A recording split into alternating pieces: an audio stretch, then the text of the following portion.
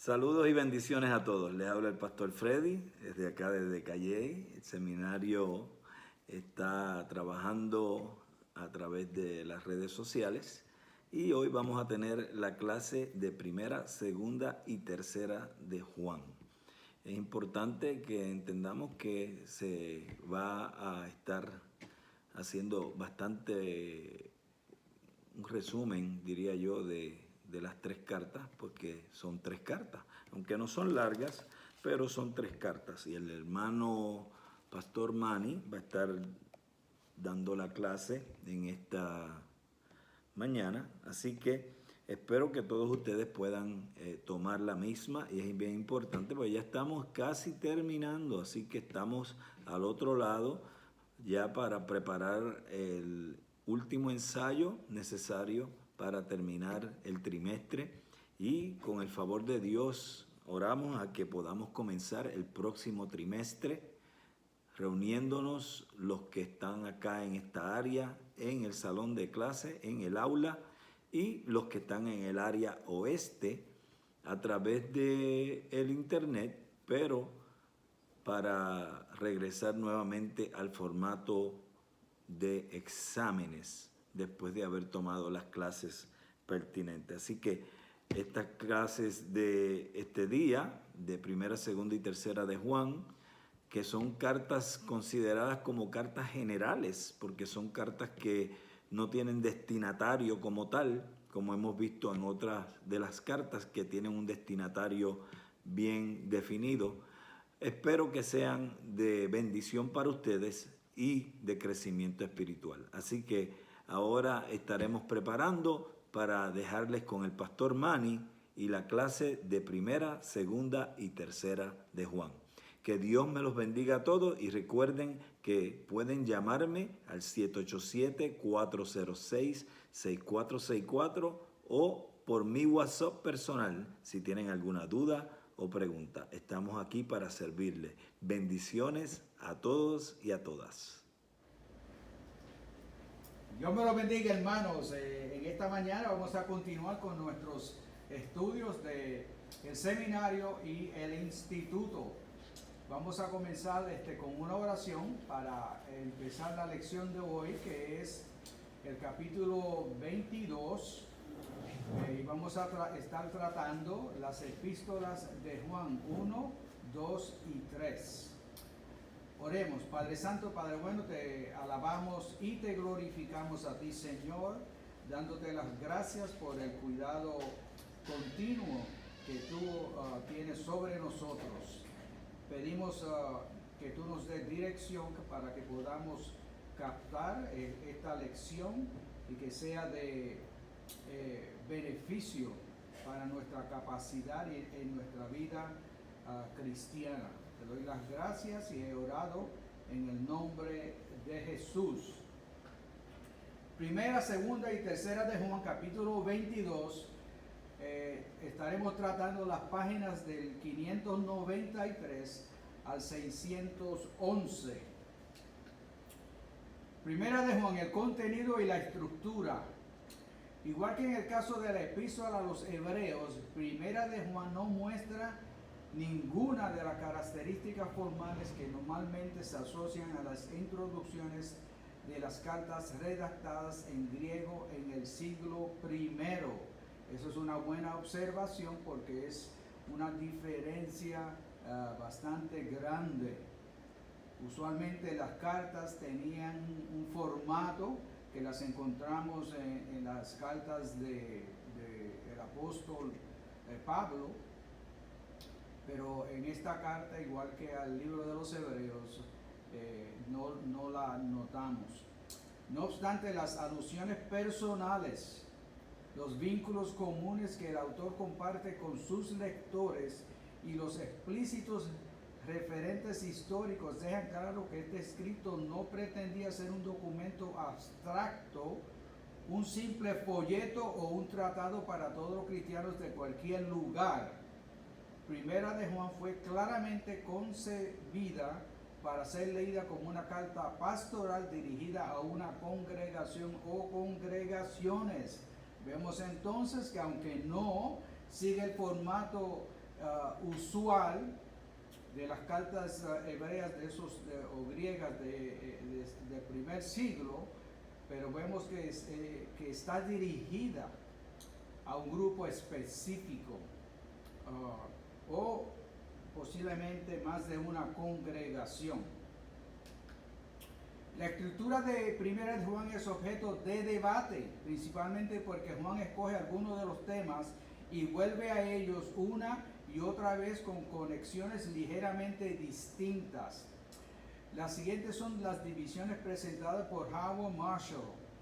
Él la divide en dos secciones, dos partes, principalmente el prólogo, capítulo 1, del versículo 1 al 4, y la conclusión, que él la divide en dos partes, del el capítulo 1, versículo 5, hasta el capítulo 2, versículo 29, y la segunda sección es del capítulo 3, 1, 5 hasta el 5, 13.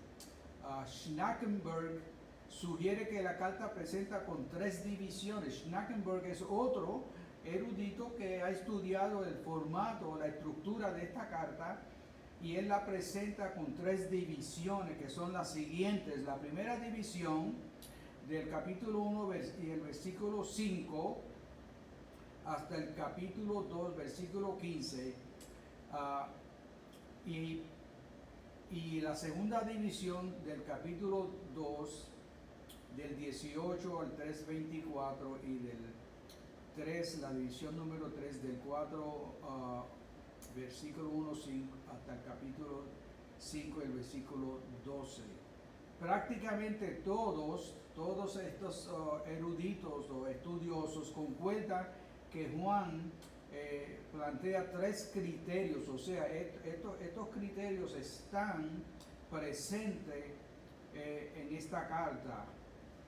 Primero, la creencia que Cristo vino en la carne, y eso fue un debate, ¿verdad? Eso es un tema que surge prácticamente en primera y en segunda de Juan, y aún en el Evangelio de Juan. La justicia, o sea que el creyente y los creyentes van a presentar o a vivir esta creencia que Cristo vive en la carne en justicia y en amor. Eso tiene que ver, por supuesto, en el testimonio de la persona, lo que se refleja en sus vidas, la justicia de Jesús y el amor. El amor entendemos con el prójimo. Segunda y tercera de Juan, existe un amplio acuerdo en que estas dos breves epístolas tienen forma de cartas, escrita para la señora escogida y a sus hijos. Segunda de Juan se dirige posiblemente a otra congregación.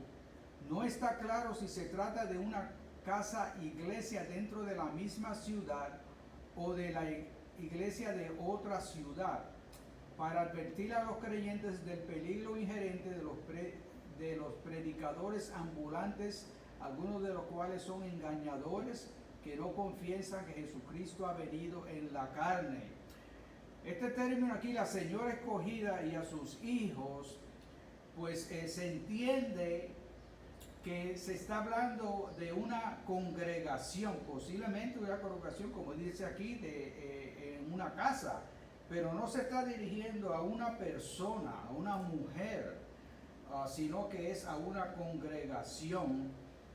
Y se habla de la iglesia hermana, o sea, otra congregación cercana, que ambas eran conocidas por los lectores. A quien él le está dirigiendo conocen el resultado de estas frases que él está usando, o sea, a qué él se refería, qué trataba este asunto de señora escogida y a sus hijos. Esto era algo conocido por estos lectores.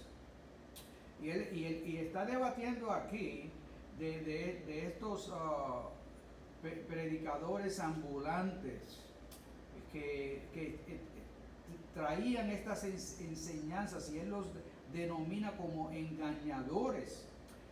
¿Por qué? Porque no confiesan que Jesucristo ha venido en la carne.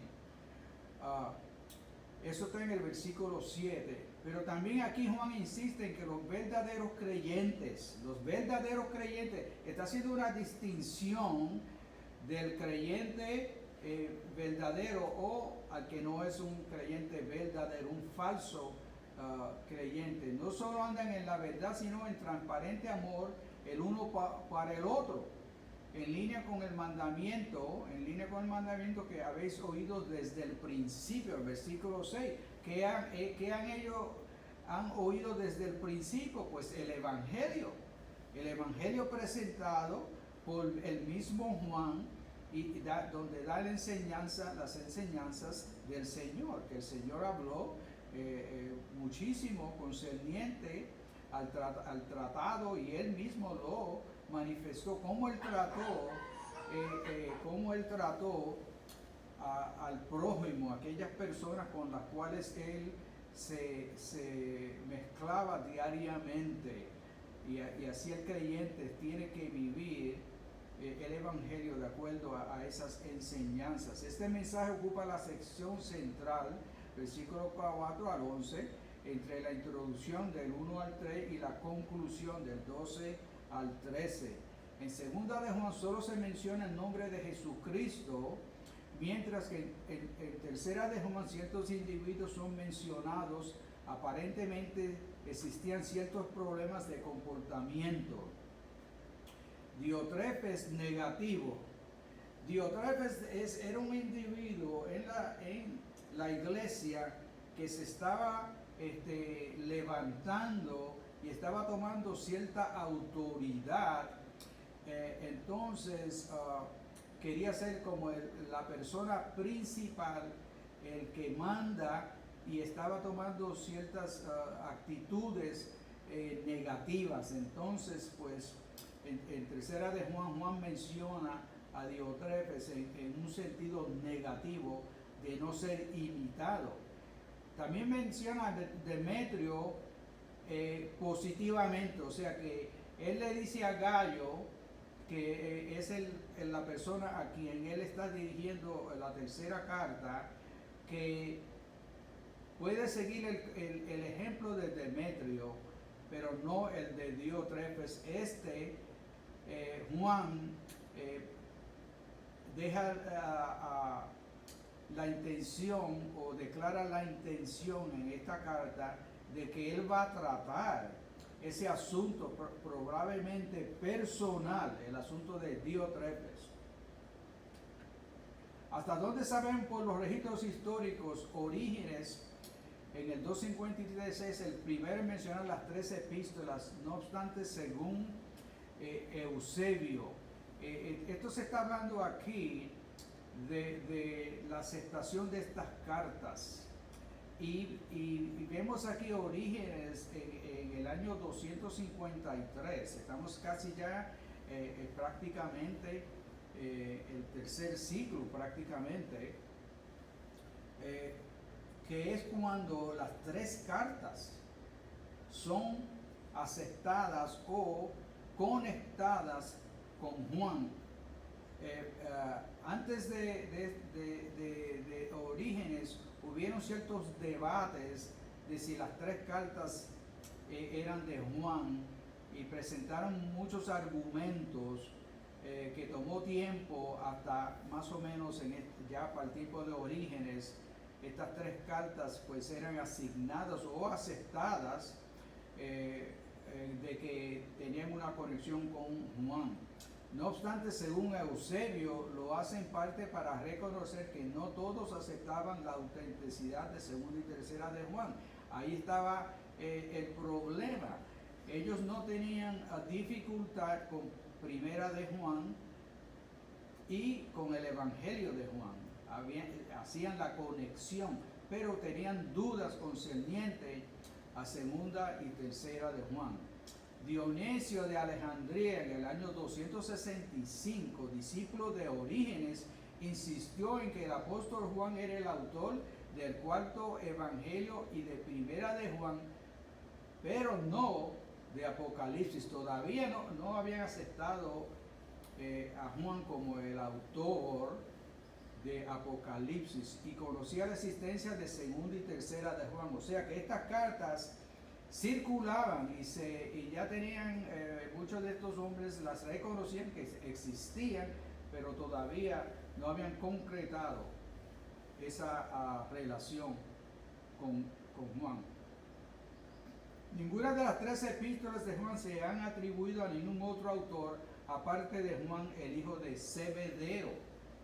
Todos los argumentos se basan en el último análisis, en la relación de estas epístolas con el cuarto evangelio. Por lo que el método se refiere, o sea, ellos establecieron un método de estudiar estas cartas para establecer esta relación. Es más fácil estudiar en primer lugar la relación de primera Juan con el evangelio. Ellos comienzan analizando el evangelio, el cuarto evangelio que fue escrito por Juan, ya aceptado. Entonces, a ver la similitud, a ver las apariencias entre primera de Juan en el syntax o la composición de la estructura de la carta con el evangelio. Una vez que esto está establecido, entonces ellos consideran a la relación de segunda y tercera de Juan con primera de Juan. Y si establecen esta conexión, entonces llegan a la conclusión de que sí, que todos estos documentos, el Evangelio y las 3 cartas son del mismo autor. Una lectura superficial del cuarto Evangelio y primera de Juan pone de relieve muchas y sorprendentes similitudes respecto al tema, vocabulario y sintaxis de estos 2 documentos. Se hacen patentes las mismas polaridades absolutas, luz y oscuridad, vida y muerte, verdad y mentira, amor y odio. No hay una tercera alternativa. O sea que estos documentos tienen estas polaridades absolutas. Se encuentran tanto en el Evangelio como en primera de Juan. Eso es la asociación de estos documentos con Juan se hace mucho más fácil. La misma sintaxis relativamente simple aparece en ambos escritos, unida a una marcada orientación hacia los paralelismos.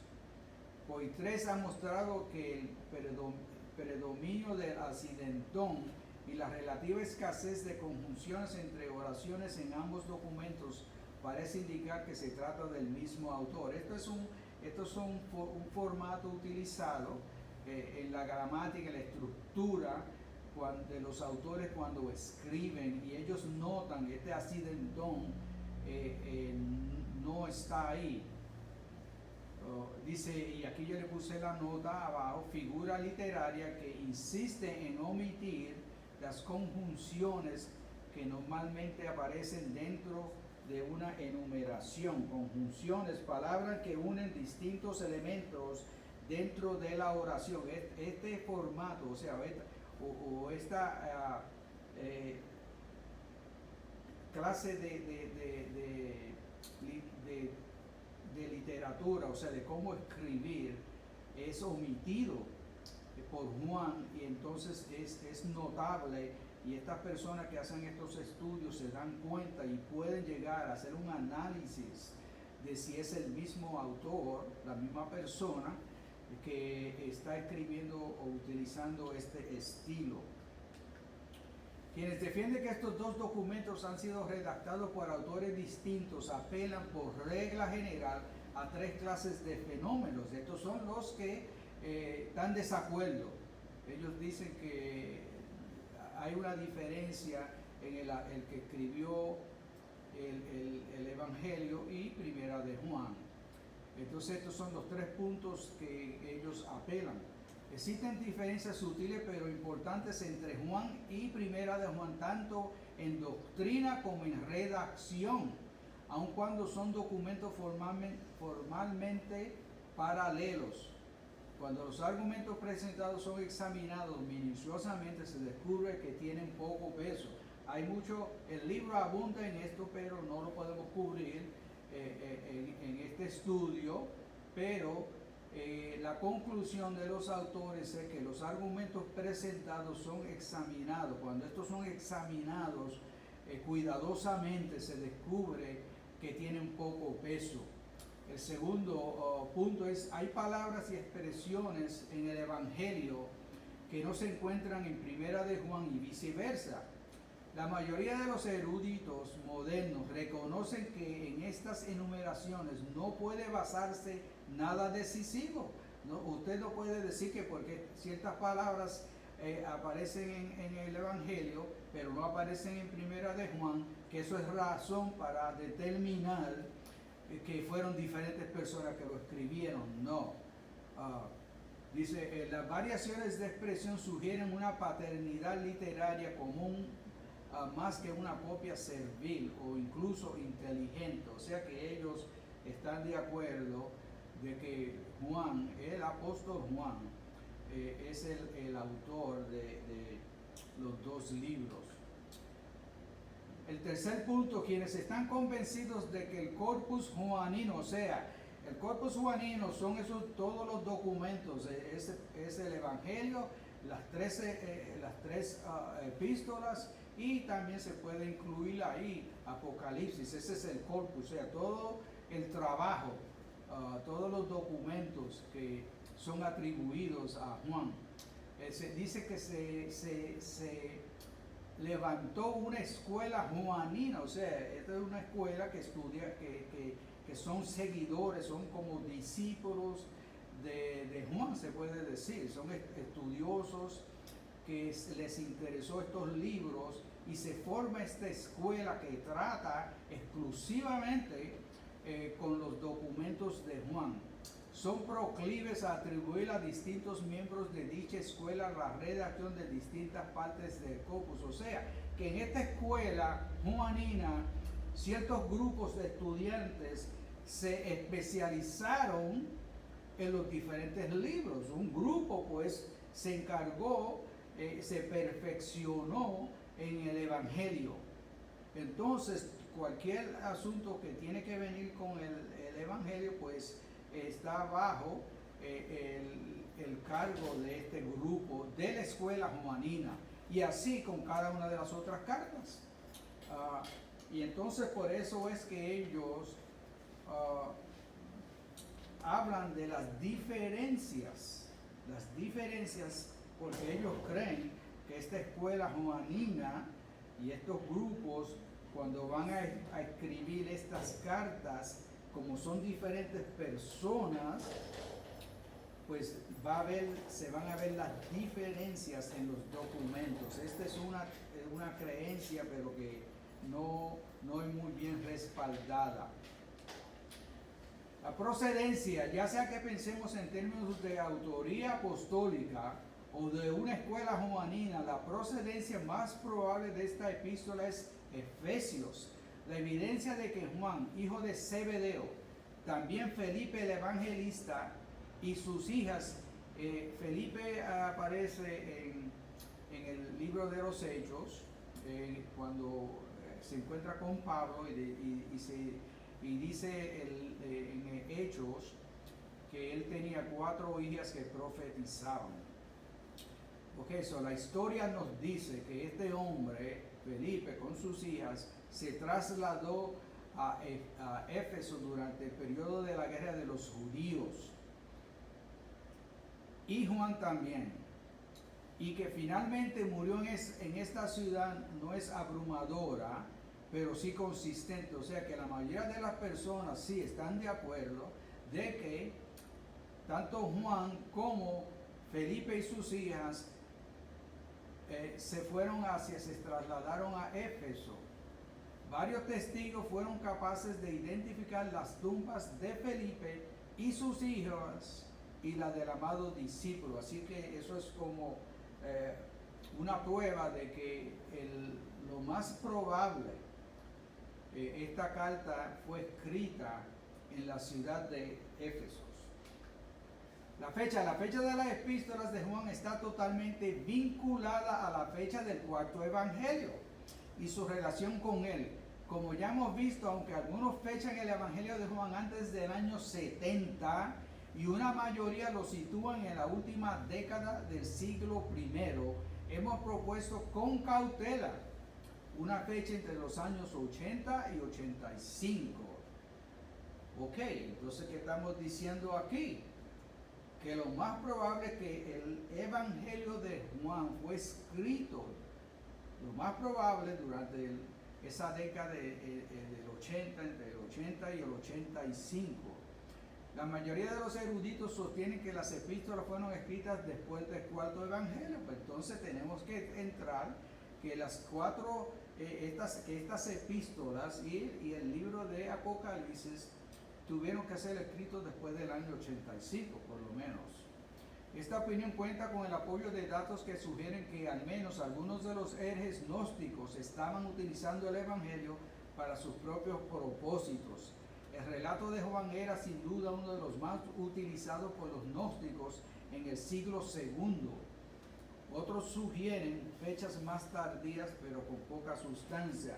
Ellos están basando que ya para el siglo II, a finales del siglo I, el primero, y a comienzo del siglo II, los gnósticos, ese grupo que ya estaba presente, pues estaba utilizando uno de los libros de preferencia de ellos para presentar sus ideas erróneas. Era el Evangelio de Juan.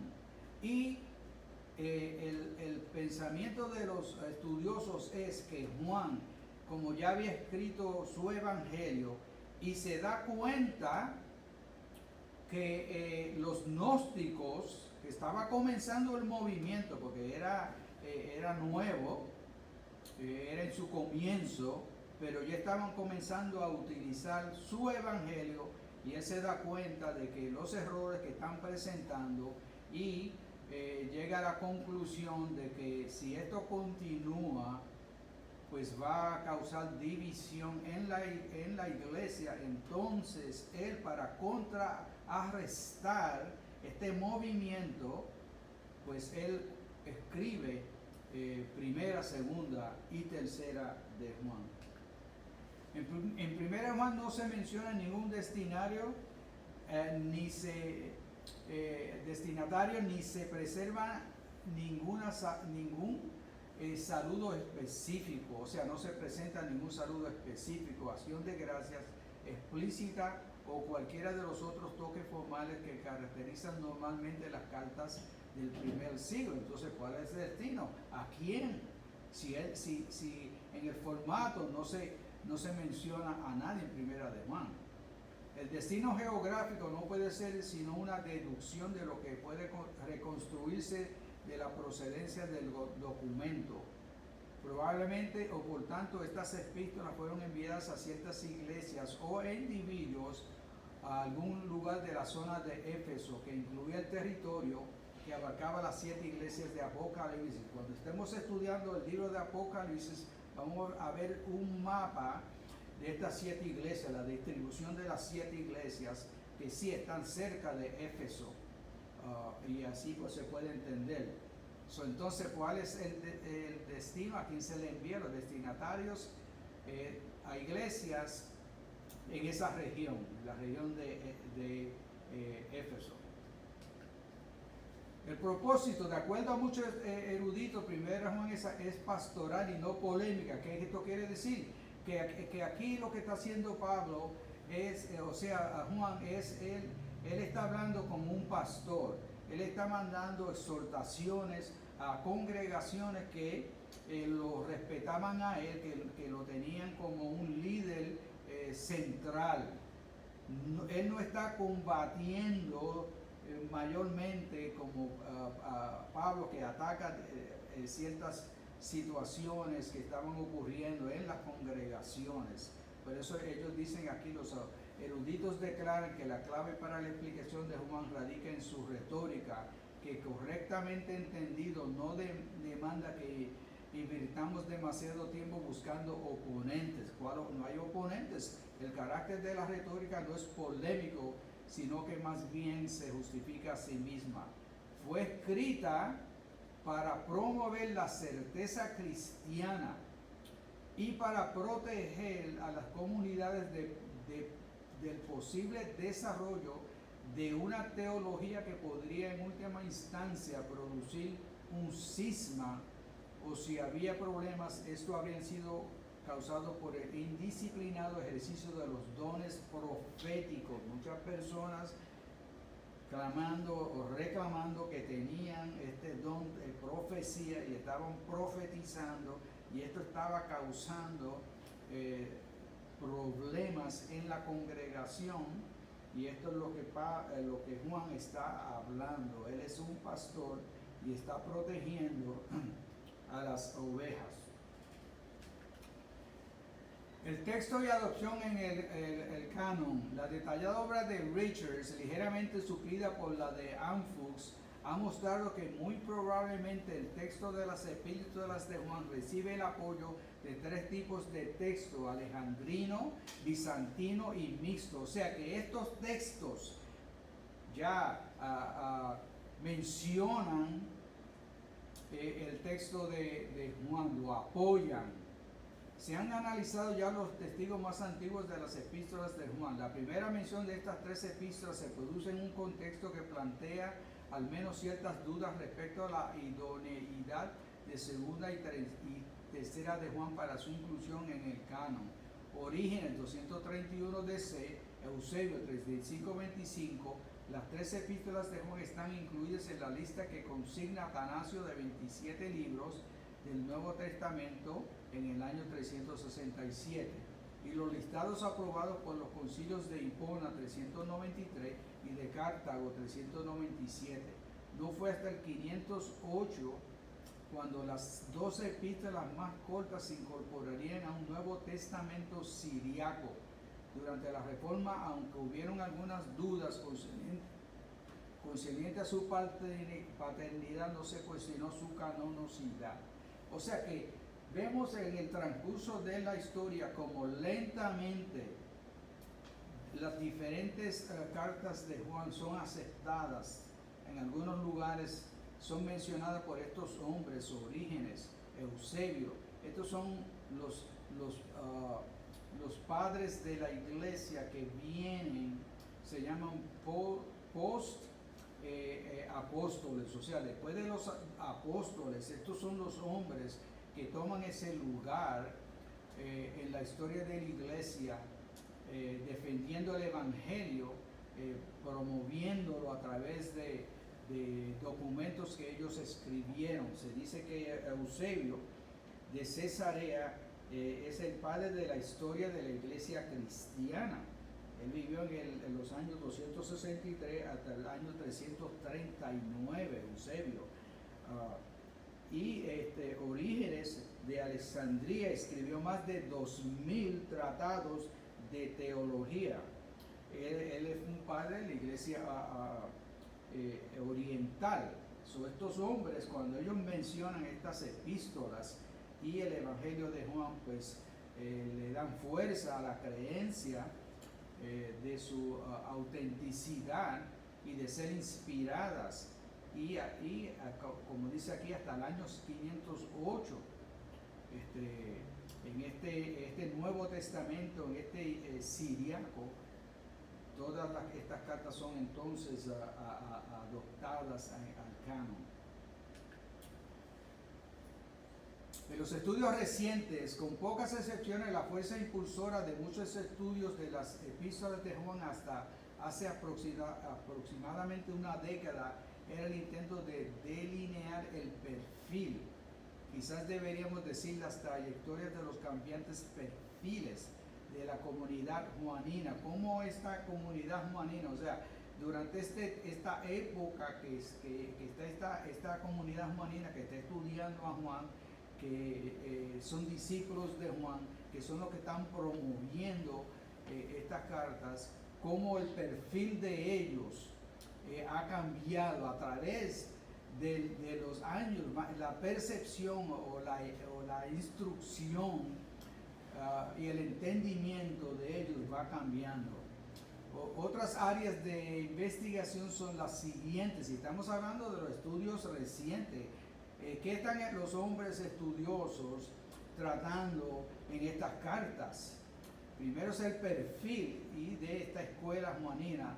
Segundo, el carácter literario y retórico de los textos del Nuevo Testamento sitúa a Primera de Juan fuera de un contexto polémico, o sea que él no está atacando, él no está peleando con un grupo específico dentro de la iglesia. Quizá externamente los gnósticos están atacando o trayendo enseñanzas que va a poner en peligro las enseñanzas de Jesús.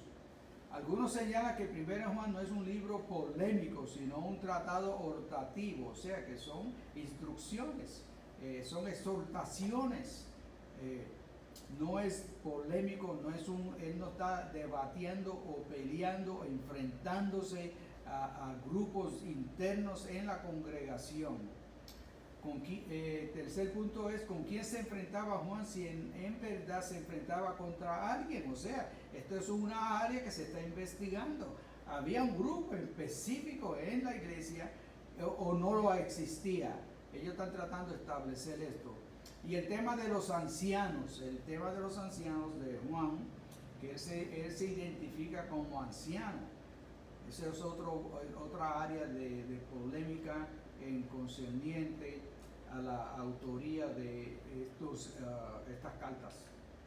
Aportación. ¿Qué ha aportado las epístolas juaninas?